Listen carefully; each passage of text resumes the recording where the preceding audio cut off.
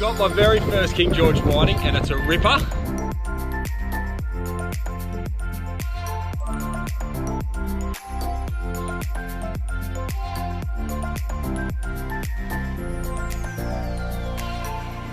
How good would that go as a lightie on the East Coast?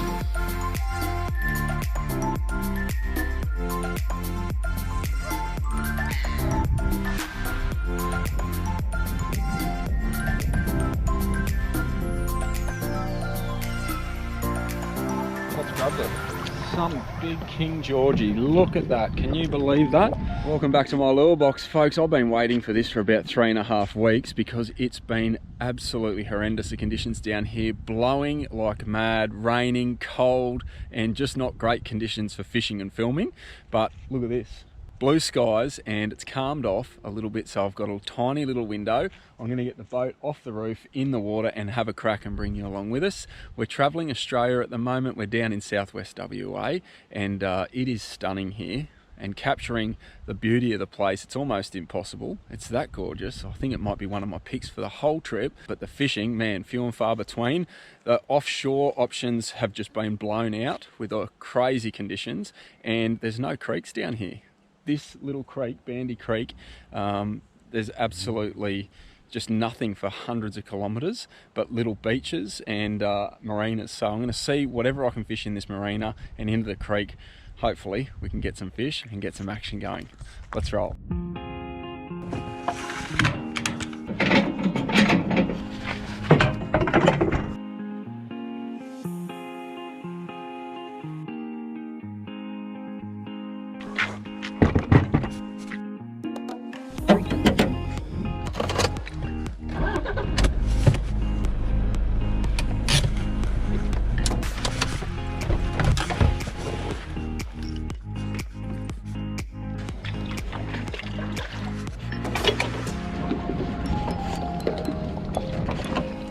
All right, thanks for your help.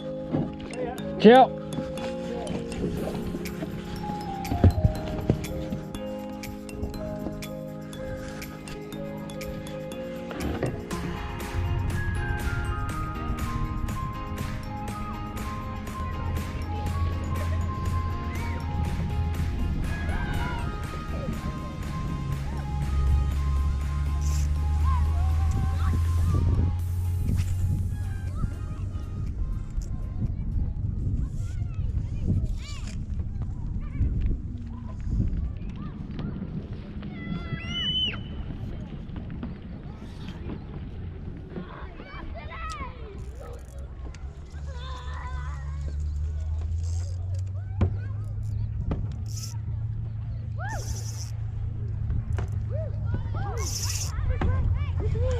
Oh, I'm on. First go. Just getting everything set up. What's grabbed it? Some big King Georgie. Look at that. Can you believe that? First drop. Oh, that might be tea, folks. That is unbelievable. Oh, it's a beautiful big one.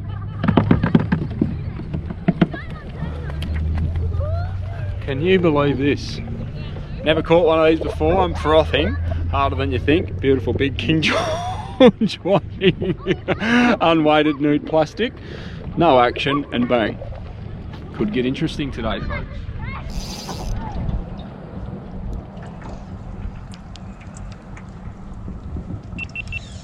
Yep. What is that? No idea. If you've got any idea what that is, I'd love to know. I don't think. Oh, yeah, no, I don't know. Maybe a herring, but I've got no idea. Probably an awesome livey. Full of spikes. Oh, I'm mad for it.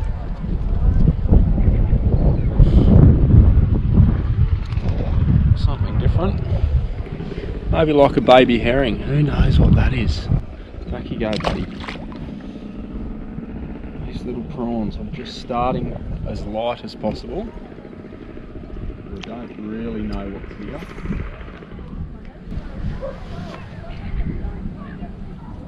Seagulls are about 4 times the size of the ones we get on the east coast. They're massive.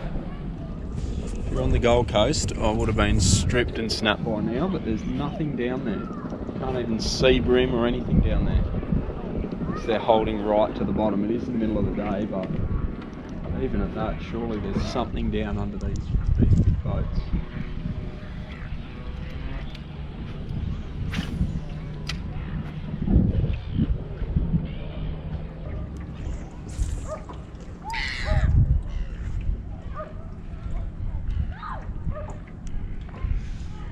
Any pontoon on the east coast of Australia throwing a prawn imitation down under it like this, I reckon it'd be all on already. But here it's unbelievable. There's tiny bait sitting in there, but there's nothing underneath them.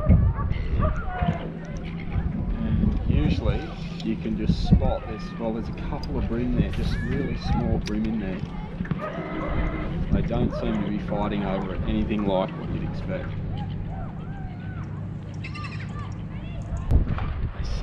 They're sitting a lot deeper, nowhere close. They're not even interested in coming out there.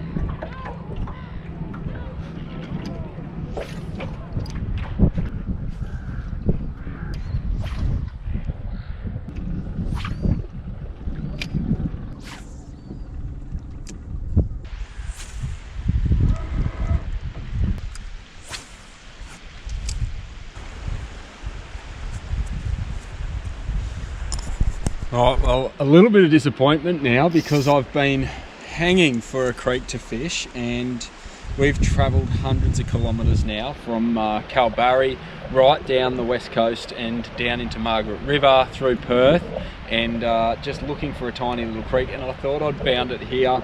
We're in Esperance and it's just beautiful here, but Little Bandy Creek, this was my shot at some little bream, flathead and whiting up a little creek in from a marina, but it's blocked by a causeway, like a little weir with rocks laid down. So what I might do, I might turn around, head back out and see if I can get a shot at the mouth of the marina, hopefully turn something up there. But this is absolutely incredible. There's not a flathead in sight, there's no whiting, there's tiny little bream in the marina, but not a lot. And I've been trying everything. I've been running with that little tango shad. I've been going with tiny little unweighted worms and little prawn lures. I got the King George on that on the first cast, just letting it sit on the bottom for about 3 minutes. It sat there, and while I was setting everything else up, and that's about it. It's just incredible. I don't know what the deal is, whether it's water temperature or yeah, the nature of the bait in here, that it's just so sparse that they're not as aggressive. I've seen bream like mosey on out from under a big boat, but boy, they're nothing like a Gold Coast bream.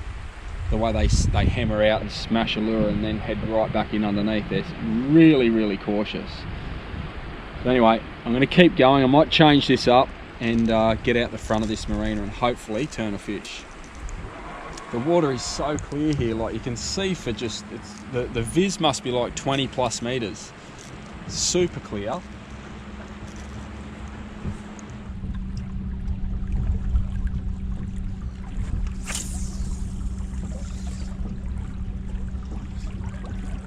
Just gonna sit this one out the back as we're traveling, just to troll this little tango shad. See if anyone wants to grab that as we're going.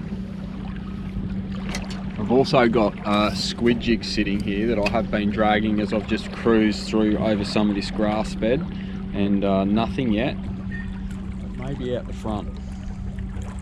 Right, well, as we're traveling, what I might do, I just want to show you this little system that I've got running for my electric motor as I'm traveling, and I have done a video on this. This is the box that my Deep Cycle lithium comes in, and it's a Revolution Power Solutions battery that is just super reliable, and 100 usable amps of power that's been charging my fridge. Now I've got a app linked up to that battery that runs like this, and it just shows you what the state of charge is, what the current voltage, current draw is, and how much time remaining I've got at this speed.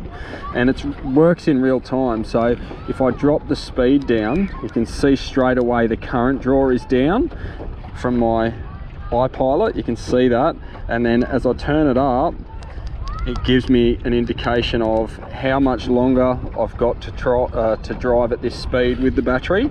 So you know exactly what's going on, and there's no guesswork involved. Now this little system, I'll show you, that's just on the app. the Connect app that I run it through, Victron Connect, it comes with this box and it's all inside here. And it's one battery, a 12-volt battery powering my 24-volt electric motor. And this is an iPilot, and it's just been fantastic.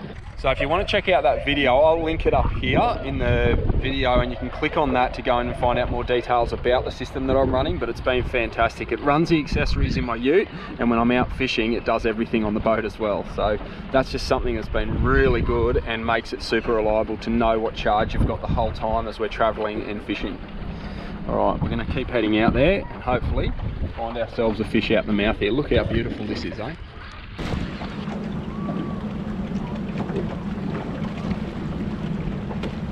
Oh, yep. Oh, just missed it. What was that? There's something there. I got it again now. What is it? Well, I've gone small to get the bite and to try and work out what I can catch. And these things have got to be the smallest thing going. I don't even know what they are. I reckon maybe herring. Oh, but they're taking this tiny little prawn. And I wish I had a night here to throw these as liveys out of these rocks. That's him there. Oh, they're so spiky. This is what I'm fishing. I haven't been able to get my hands on a soft prawn, an MMD soft prawn. So these things have just been released. They don't have an internal weight. They very much strikingly resemble one of those soft prawns, except for the little feelers out the front, but they don't have a weight that comes with them. So I bought these off the shelf at Calbarra. It's the only soft plastics of this size that I could find out here.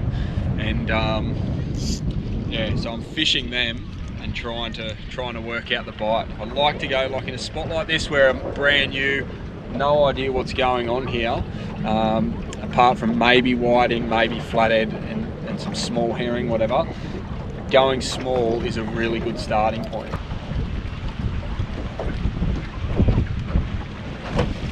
Yep. Right, what's this? I think, what is it? It's something else? Oh, it is. It's something else completely. It's like a little snook. Wow.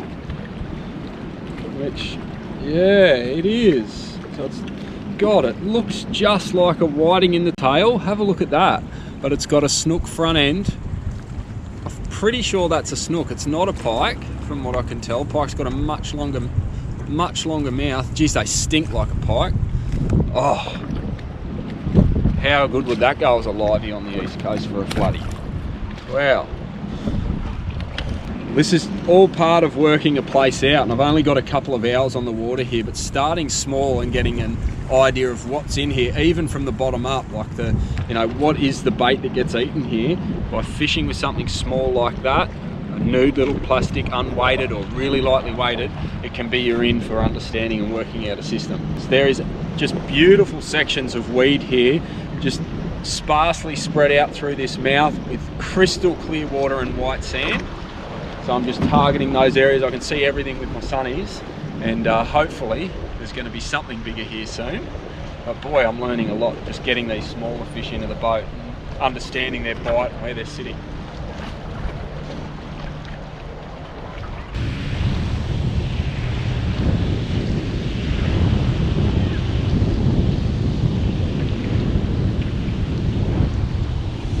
Right guys, I'm going to get off the water. I've got my very first King George whiting, and it's a ripper. I'm really happy with that. Geez, it's tough some days working this out, especially with the weather the way it is. It's just changed 10 minutes in and it's now blowing really hard. So I'm going to get off the water. I hope you're enjoying these videos as I work it out as we travel around the country. There's heaps more coming as we get into South Australia. I'll see you